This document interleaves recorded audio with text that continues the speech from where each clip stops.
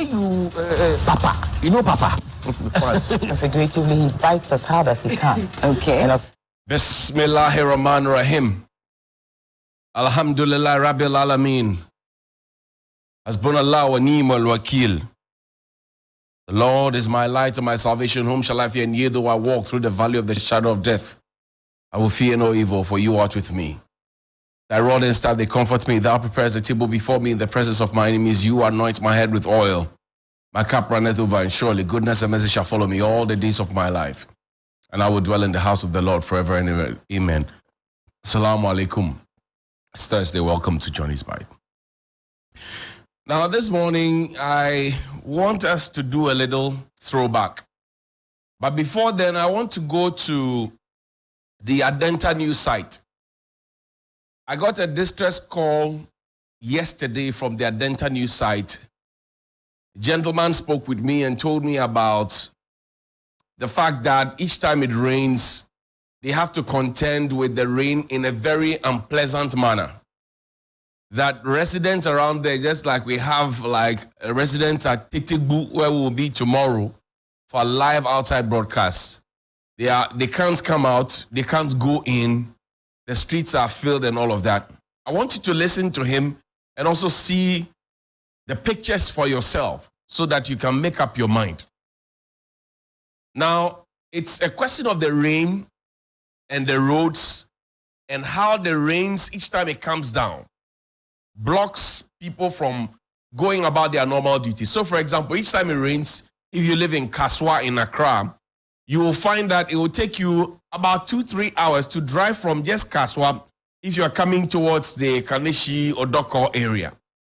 And my good friend, Mr. Misa, who set off on a journey about 2-3 days ago and it rained, 7 a.m., he got towards the Malam Junction almost around 9 a.m.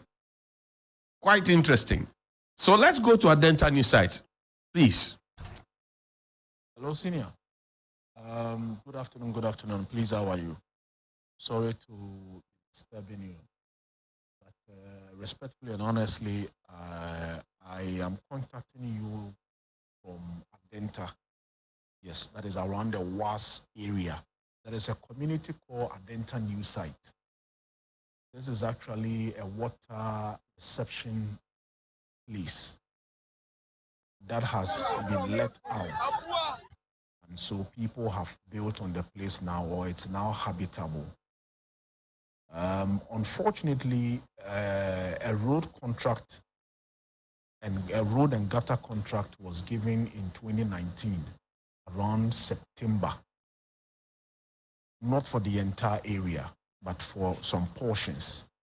And so when the construction was done, the places that didn't have the gutter and road construction, they are now, let me say, under siege. Yes, when it rains, it is an issue of life and death. They can't go in, they can't come out. We have pushed to the assembly, we have pushed even to, I think, highways or hydro or urban roads, and it's all basically the same thing or the same song of money syndrome, money syndrome, money syndrome.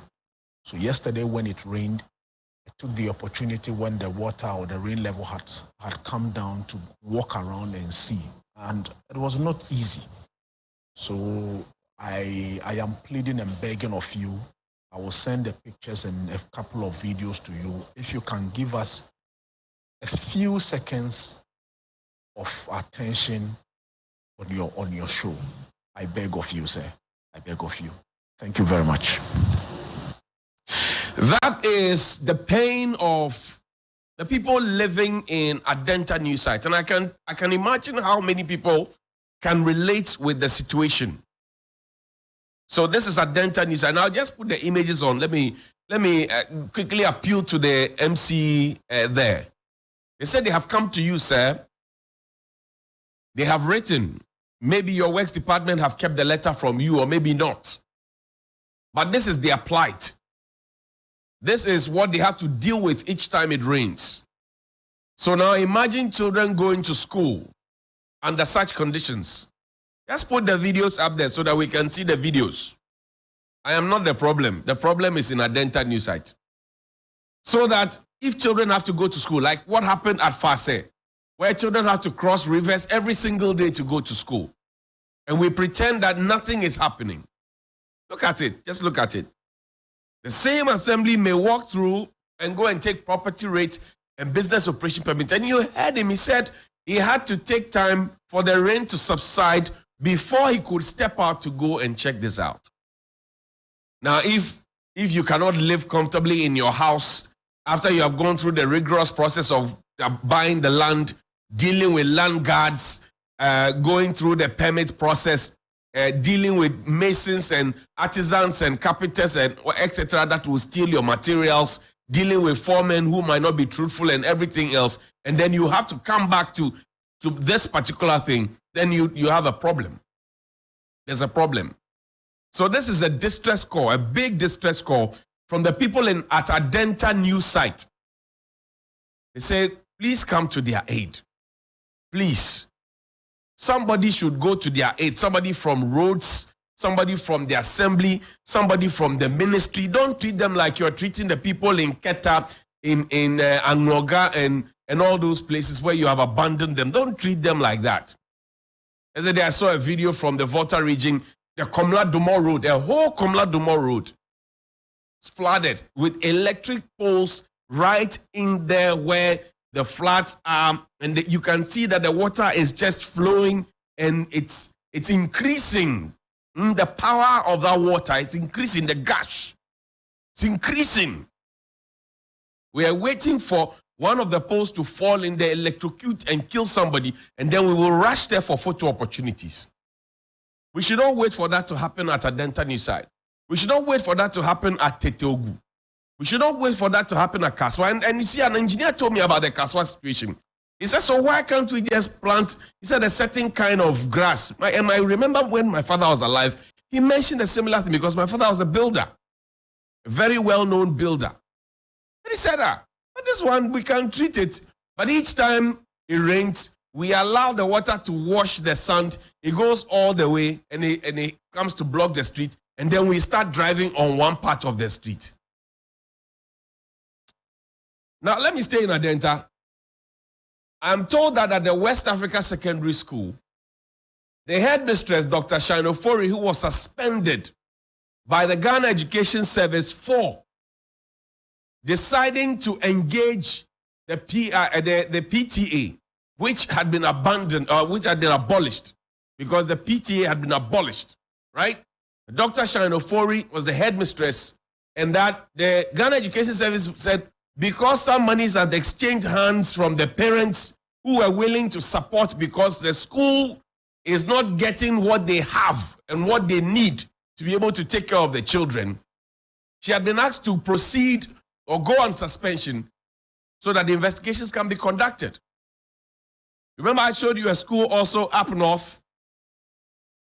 The headmaster was asked to go on suspension. Well, now I'm told that the person is back, but we're told that we'll be giving the results of the suspension and the results of the investigation. What has happened? At WAS, for example, I'm learning with pity that the teachers now are becoming increasingly afraid of the students. Yes. You know why? I'm told that school walls have broken down. And I'm told that every now and then it's become a thoroughfare for all manner of people. Motorbikers, weed smokers, cattle, sheep coming into graze while school is going on, etc., etc. Same situation as was in the north, where we had to they actually bring police and military to be able to hold the people off while the wall was constructed. It's happening there. And I'm told not so long ago, phones were seized. One of the assistant headmasters says, look, and GES forbids that students should have phones here. So go and seize the phones from students who have them. The phones were seized. They took it to the assistant headmaster's office. Not so long ago, calls were made. They brought in gangs from outside, and they marched straight to the assistant headmaster's office, and they went to threaten and retrieve the phones. I'm told one of the teachers had to flee for his life because the gangs came into the school looking for him. That is where we have gotten to as a country. So we can't feed the children right. We can't give them textbooks.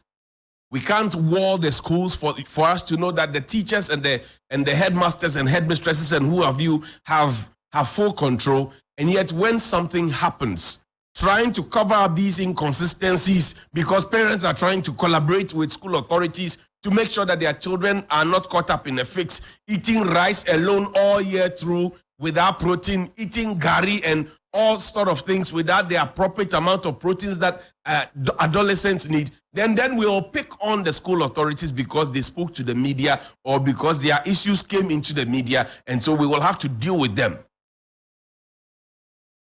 There's a doctor friend of mine who says where he trained in Cuba, if there's 5% of the problem, you know that it is the family problem. So the family, the student itself, that is not performing. If it goes beyond 10% or 15%, then it becomes the teacher's problem. Because then you can compare with other teachers. If it goes beyond that, then it becomes a school problem. Because then now you can compare with other schools. But if it goes beyond a 30% that we saw in the licensure exam, the failure, the mass failure in the licensure exam, then it has to be from the education authorities. The education authorities, including the minister, deputy, whatever.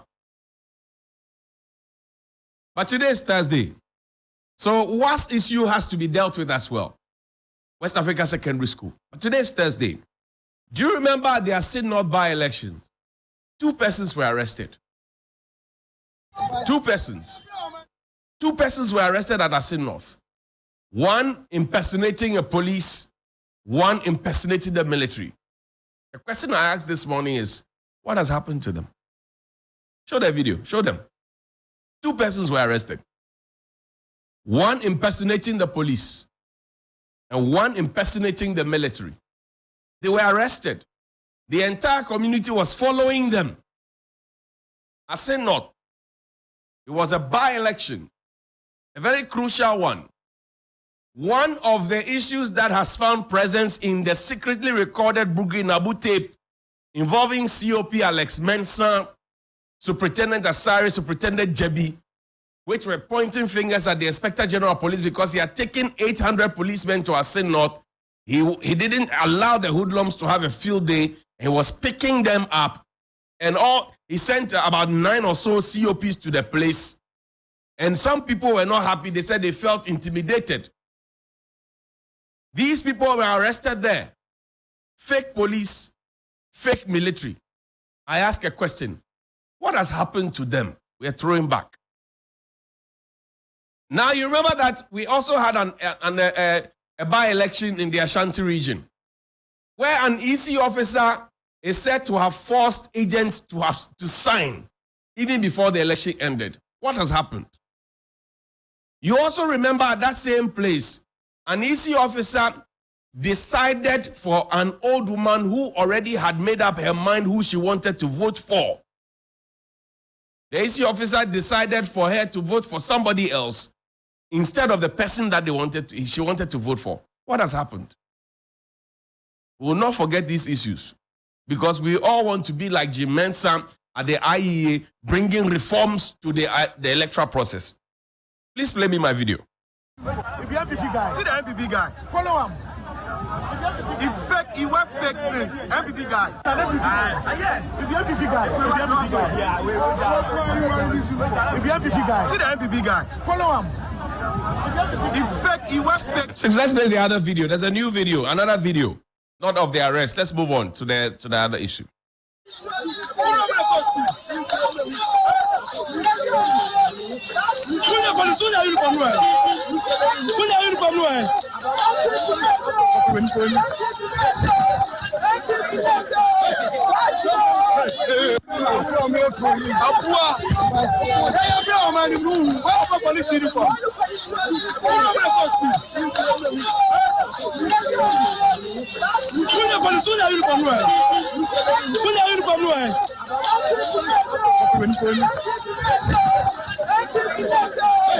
So The police did a fantastic job, we're told, at Asin North.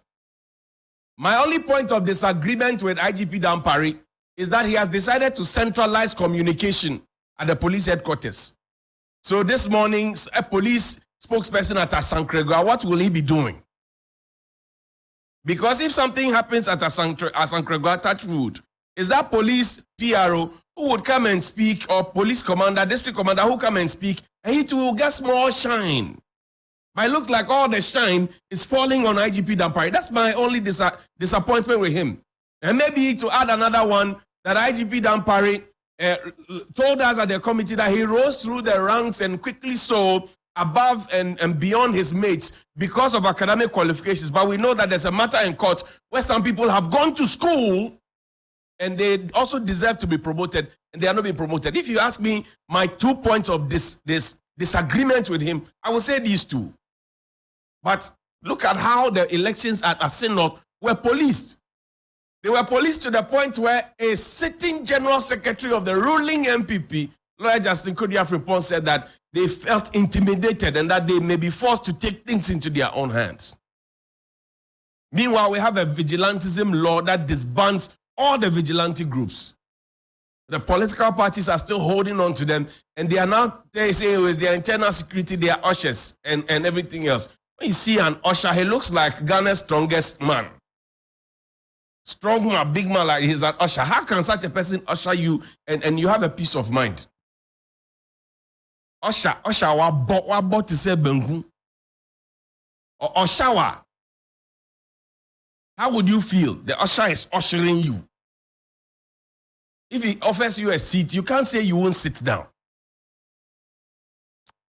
Yesterday, I saw one of the makeshift bullion vans, so-called bullion vans, the Conco, I call them Concos. They are still in operation. Bank of Ghana has wasted 60.8 billion. They are still comfortable to dispense cash or to cut cash into those Concos from the security companies that the banks have engaged. Conco, I saw it in town myself. Conco, that's what I call. They are not bullion vans, they are Conco. And then we will wait for another policeman or driver or touchwood, somebody to be killed. And then we will go and give them a posthumous rank or promotion. And then we will come and make speeches and make promises. And then we will come back to using these same Concos. When Adedenko happened, did we not say that we're going to give the policemen, body cam, we're going to give them bulletproof vests, and that no policeman will go on such duties without a bulletproof vest?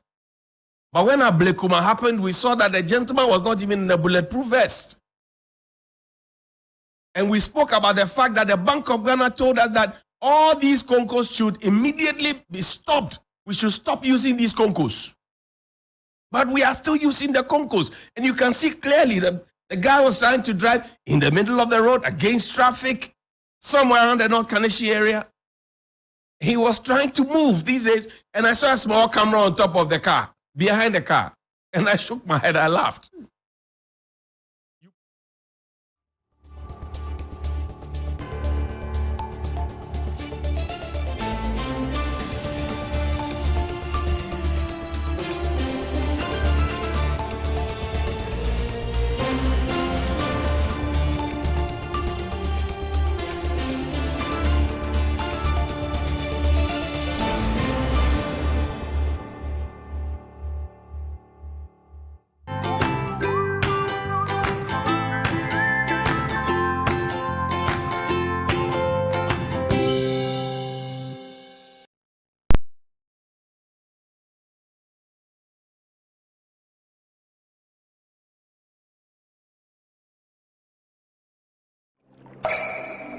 Water is life.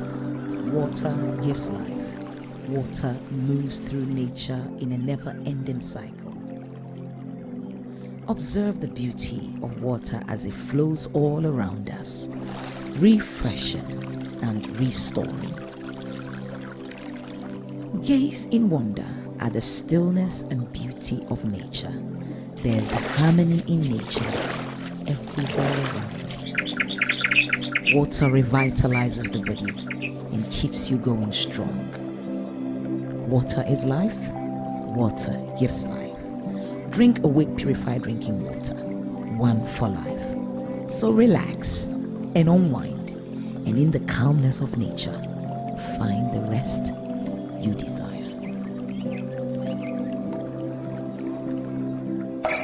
For every bottle of Awake you buy, an amount to be donated to the National Cardiothoracic Center. This advert is said here. Ladies and gentlemen, we're going to demonstrate to you the superior properties of Flamingo paint as compared to other paint brands on the market. We take equal quantities of Flamingo paint and this ordinary paint. We then dilute them with water. And now, let the test begin. The gentleman on the left is going to apply the ordinary paint, and the gentleman on my right will use the Flamingo Superior paint. As you can clearly see, Flamingo has the obvious better hiding. Furthermore, Flamingo has painted a much larger area.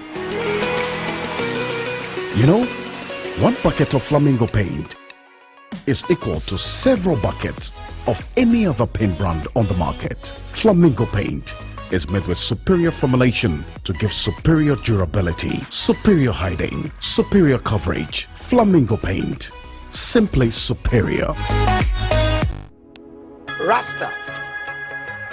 Rasta, Rasta. What does Rasta really mean to the people? In today's episode of Rasta Vibration, this is what we're looking at. Rasta, what does it mean to you? To me, Rasta means real. Rasta to me means artistic. Rasta to me means study. Rasta to me means trailblazing. That's what people like you and I do every day. What? Where you there? I do. Listen, Rasta, I have a bone to pick with you. Some of the things that you say on air, though, are morally, ethically, and